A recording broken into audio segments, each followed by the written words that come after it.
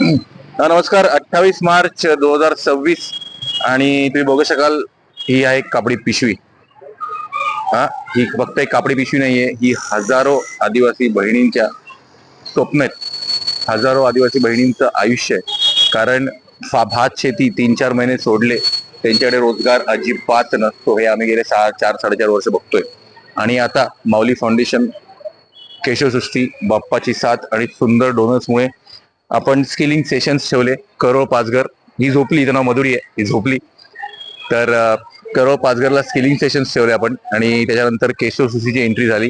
केशवसृष्टी रोजगार पोचवणार, माऊली फाउंडेशन सिलाई मशीन पोचवणार. दोघंही मिळून आपण 22 अतिदुर्गम आदिवासी पाड्यातल्या 22 महिलांच्या घरी रोजगार आणतोय.